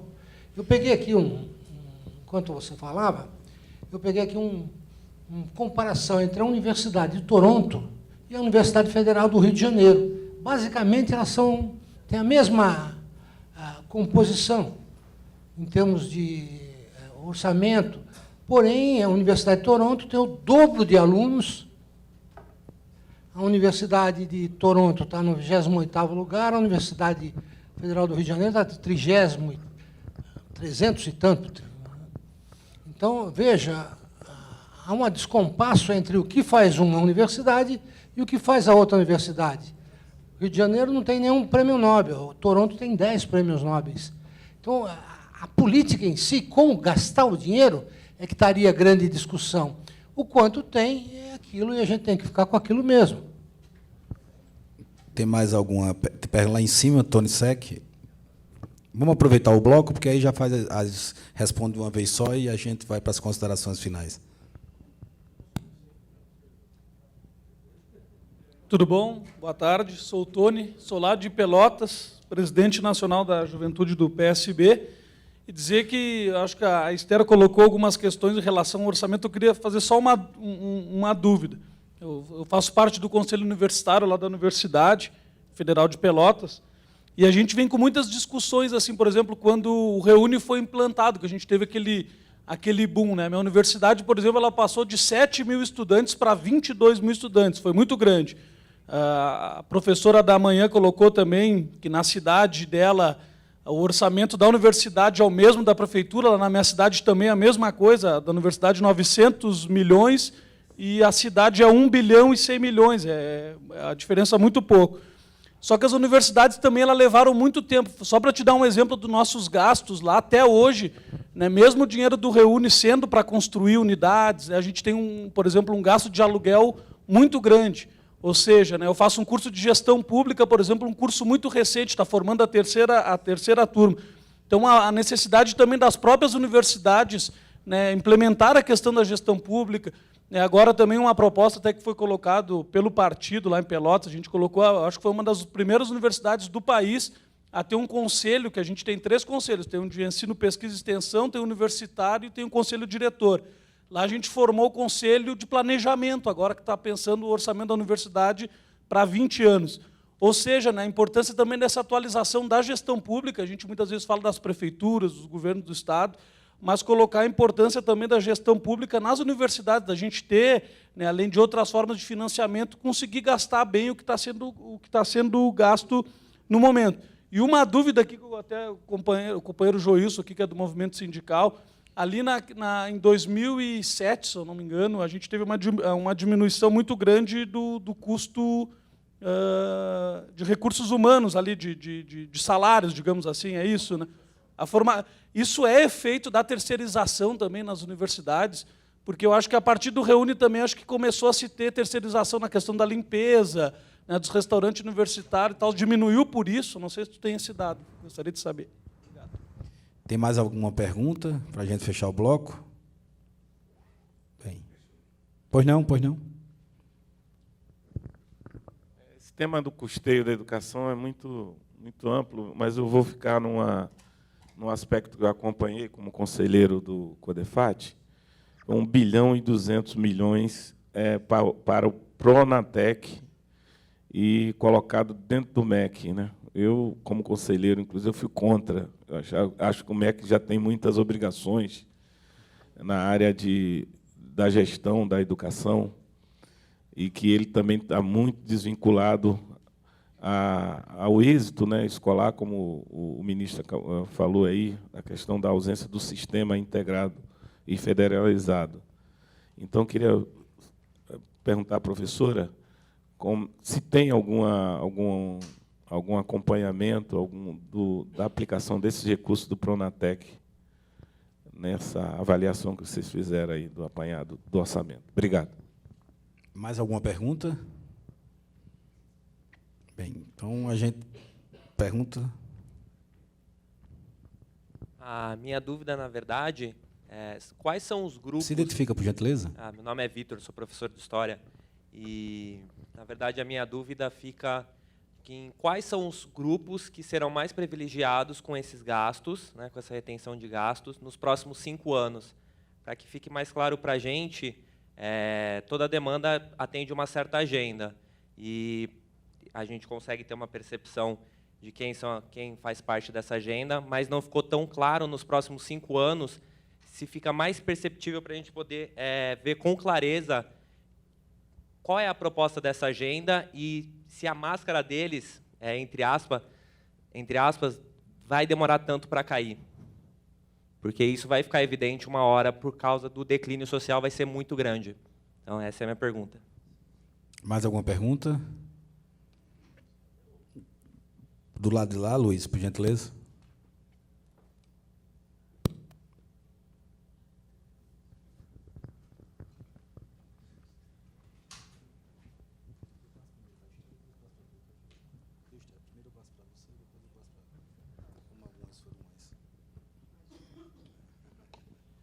Oi, sou Paulo Mateus, secretário de Educação de Guarulhos.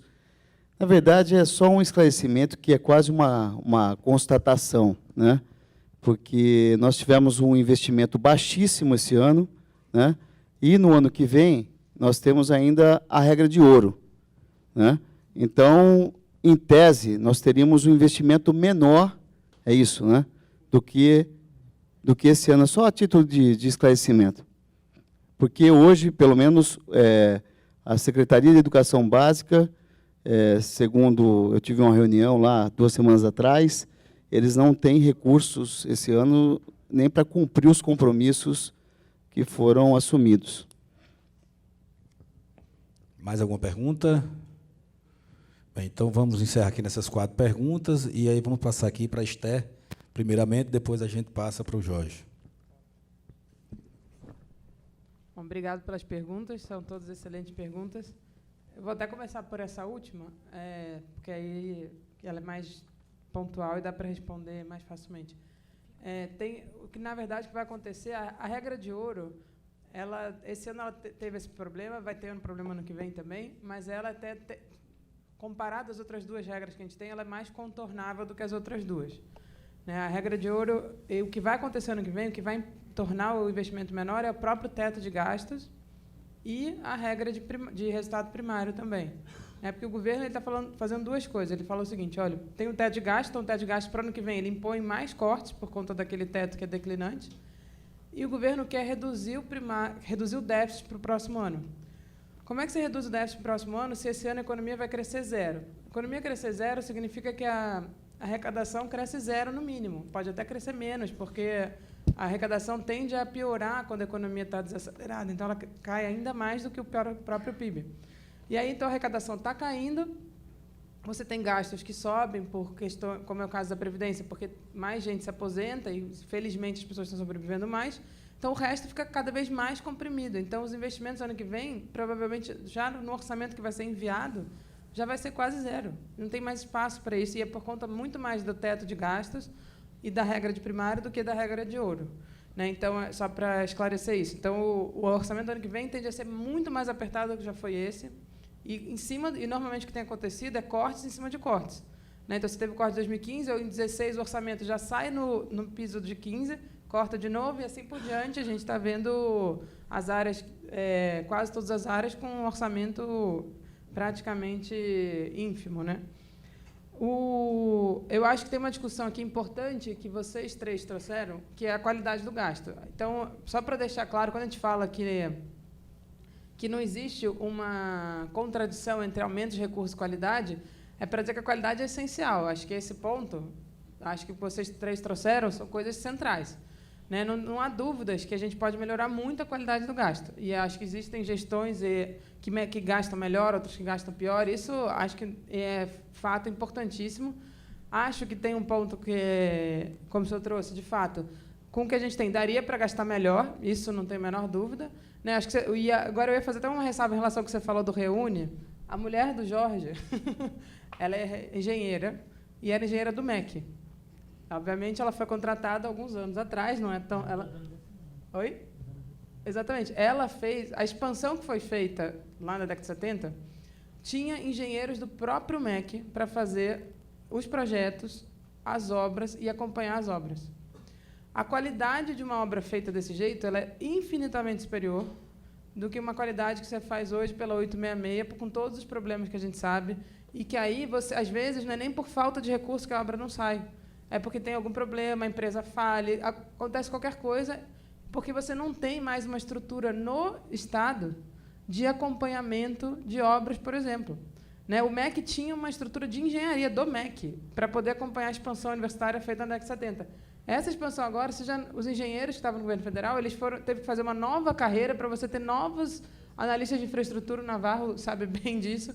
Você precisou criar uma nova carreira para contratar engenheiros, mas foi muito voltada para a área de infraestrutura, não foi voltada para a área social, porque as pessoas não tinham mais essa percepção de um Estado que precisa de engenheiro para fazer uma expansão.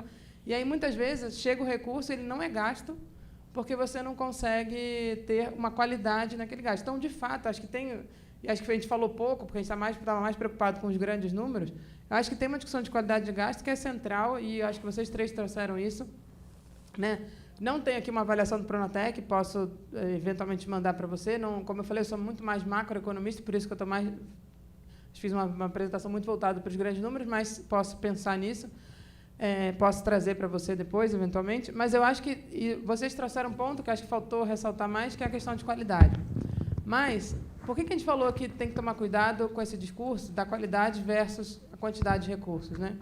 Porque é muito difícil você aumentar a qualidade com recursos caindo, que é o que vai acontecer. E aí, existe só uma coisa importante na sua fala, a gente tem que tomar cuidado de não comparar o orçamento do governo federal para um Estado, é bem diferente até. O Estado ele é até mais próximo de uma família do que o governo federal. Um Estado, não o Estado federal, as unidades federativas, elas têm muito mais restrições que o governo federal tem. E aí é importante entender que, quando o governo federal ele abre mão de ser o indutor do processo de crescimento, ele está abrindo mão de receita.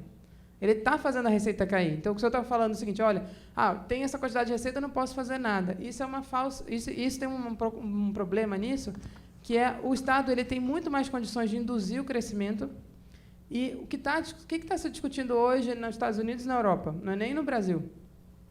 Na mesma maneira que a gente está com uma recuperação da crise muito lenta, lá também está.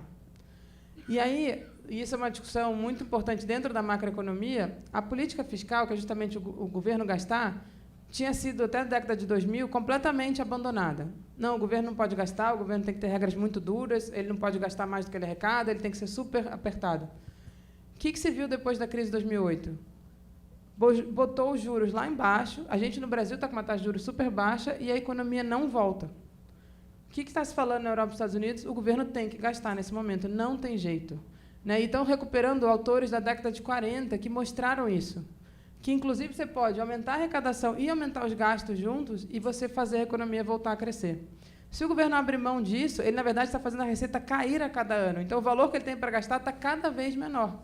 E as consequências disso são gravíssimas. Então, o governo federal ele não pode abrir mão porque ele não é exatamente igual a uma família. Ele tem muito mais poder de se endividar, de criar seus gastos, do que uma família que, obviamente, está totalmente restrita pela sua capacidade de gerar renda.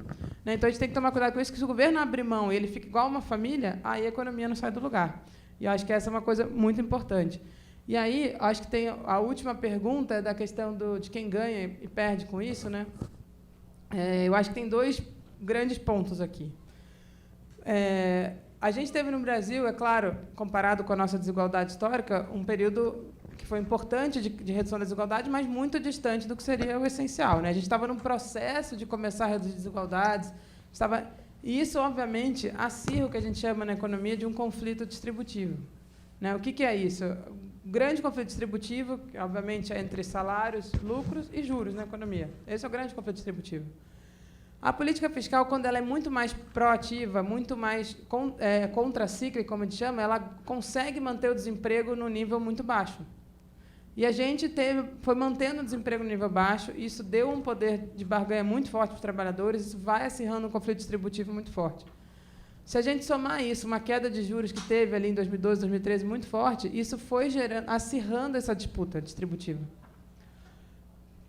Por que se faz uma emenda constitucional 95 sobre gastos primários, exclusivamente? O que são os gastos primários? No Brasil, é basicamente gasto social.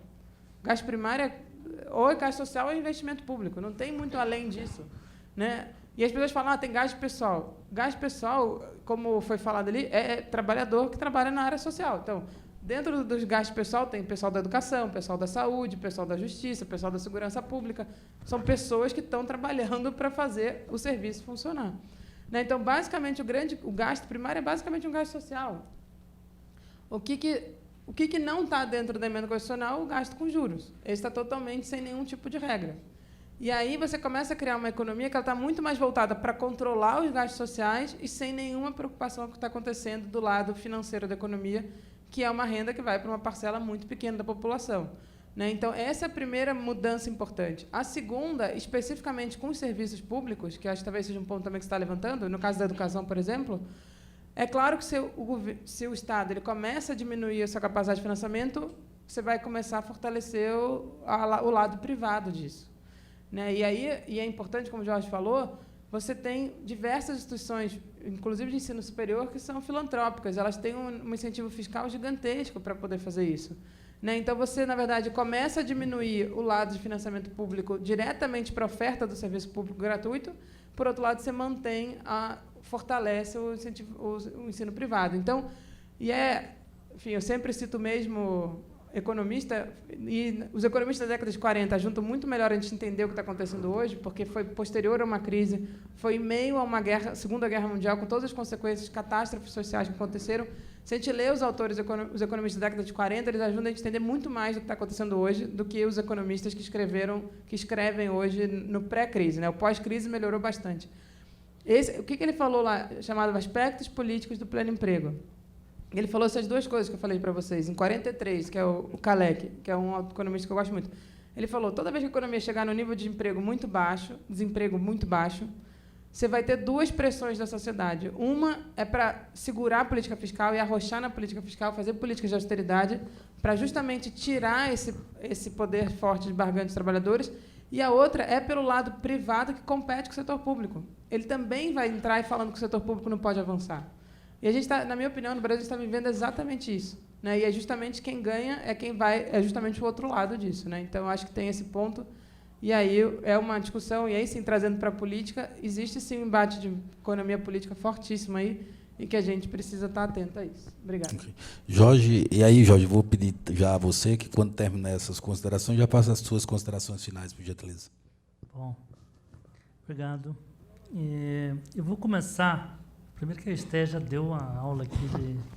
Ótimo, Esther, concordo com tudo que você falou. Vou só reforçar algumas coisas que eu acho que tem a ver com as perguntas e com a preocupação nossa, né? Primeiro, o seguinte, de fato, o que importa é o conflito distributivo.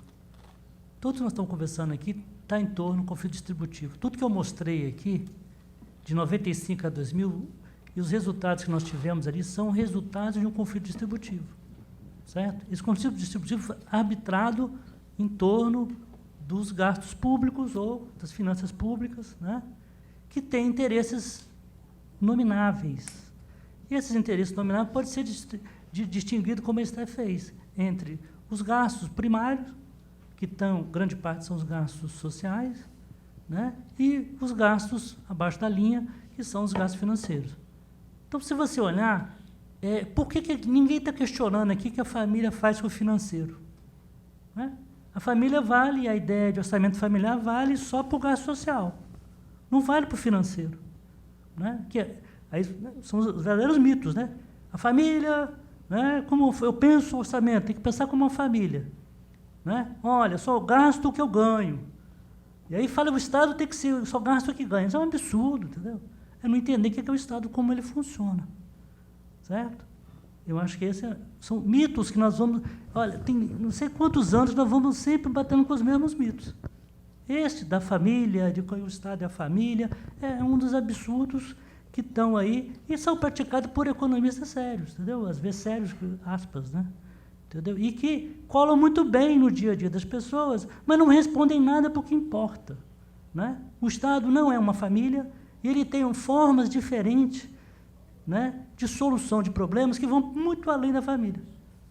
Então, por favor, não me traga a família para pensar gasto público. Família é uma coisa, Estado é outra coisa. Né? Segundo, o conflito distributivo, e lógico, quando traz esse tipo de coisa, vem num discurso que interessa a um determinado grupo que está no conflito distributivo. Que é uma delícia. Esse grupo, você vê o seguinte, nós descemos o cacete na política social e o juro fica lá, ó, intacto. Ninguém discute qual é o efeito de crescimento do juros, qual é o efeito de crescimento desse gasto público, qual é o efeito distributivo. Eu fiz um trabalho no IPEA, uns anos atrás, que nós mostramos o efeito do crescimento distributivo da taxa de juros para crescimento é péssimo, e para distributivo é muito pior ainda. Certo? E nós ficamos aqui malhando o juro da área social. Então, acho que nós, assim, se queremos conversar, vamos conversar sobre o conjunto da obra. Né? Vamos conversar sobre esse conjunto das finanças públicas, colocando tudo que está em jogo. Certo? Por exemplo, aquilo contratado na Constituição de 88 com a população brasileira é um contrato social. Tem o mesmo status que tem um contrato privado no mercado de letras do Tesouro, ou não? Nós podemos bagunçar toda a vida do povo brasileiro e o outro nós nem vamos tocar? Isso é uma pedra... Eu acho que nessa economia política nós temos esse problema. Eu acho que é disso que um pouco a Esther narrou. Eu estou trazendo num âmbito mais geral. Né? Outra coisa que as pessoas falaram aqui, que eu acho que é a qualidade do gasto. Né? Aí caindo, sempre, né? A área social importa a qualidade do gasto. Certo? É sempre. E inacreditável, as pessoas não entendem, porque mete o pau na universidade pública. Agora, quem construiu a universidade pública no Brasil foi o Banco Interamericano. Nos anos 80 era importante, 70, construir a universidade pública. Eles emprestaram 500 milhões de dólares. Eu estava lá no Ministério, já trabalhando nessa época, para construir todo o cipoal de universidade no país inteiro. Foi um dinheiro, sabe, que veio... Sabe, se vocês pegarem como é que foram construídas e estruturadas as universidades públicas brasileiras, vieram de capital estrangeiro, no caso específico do BID, né? E o Banco Mundial emprestando para outras coisas. Agora, eles são totalmente contra essa mesma universidade. Olha só como as coisas mudam no tempo, né? E todo mundo esquece da história. Certo? Agora a universidade pública é ruim, ela só é para rico.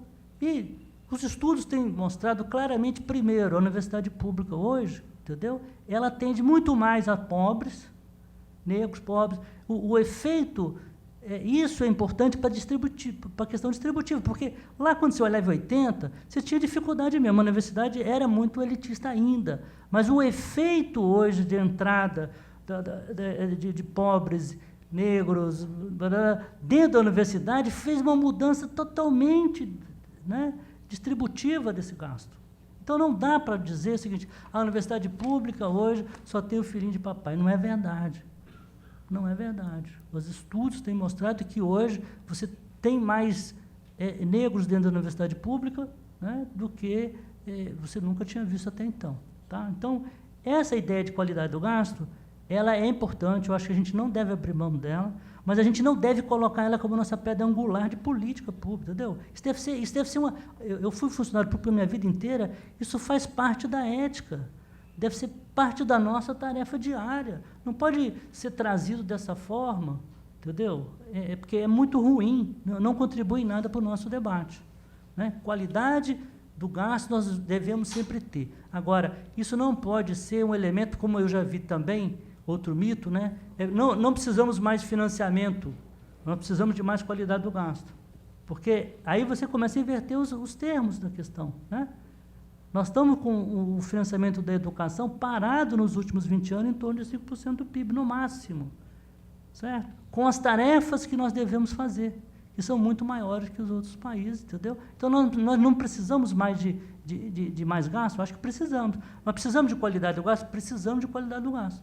Também, lógico. Né? Ninguém está dizendo que um prefeito, um secretário de educação, um ministro, não tem que ter cuidado, perseverança de melhorar a qualidade do gasto. Mas, com os gastos que nós temos hoje, nós não vamos construir, né, uma educação como a gente desejaria para a nossa população, para a maioria da população brasileira. Eu acho que essa é a mensagem que eu gostaria de deixar aí para vocês. Obrigado. Passar para a Esther, para as considerações finais. E aí? Bom, acho que eu até tinha encerrado, mas eu acho que é isso. Acho que é importante a gente, né, separar o que é mitos do que é coisas importantes para a gestão pública. Eu acho que qualidade como acho que o Jorge falou muito bem, é uma questão de ética do servidor público, né, ter sempre garantir que você vai gastar e gastar bem, gastar corretamente. Né, acho que isso é uma questão básica e tem várias. Acho que a sua proposta de conselho de planejamento tem várias formas de a gente melhorar a qualidade do gasto, sem dúvida nenhuma, mas a gente não pode deixar de perceber que está tendo um processo de uma redução fortíssima do financiamento de uma área que já é subfinanciada. Né? Independente da qualidade, a educação pública brasileira é subfinanciada e ela tende a ficar ainda mais subfinanciada nos próximos anos diante das mudanças que foram feitas recentemente e do próprio cenário econômico extremamente desafiador para os próximos anos. Então, acho que a gente tem que tomar cuidado com isso. Sem dúvida nenhuma, existem várias técnicas de melhorar a gestão, de melhorar a qualidade, de impor avaliação, tem um monte de coisa importante para ser feita, não tenho a menor dúvida disso, mas sem dinheiro você não faz nada. Então, acho que também tem que tomar cuidado com isso para não jogar uma coisa contra a outra, para parecer que é só uma questão de gestão e não de falta de recursos, como de fato está acontecendo.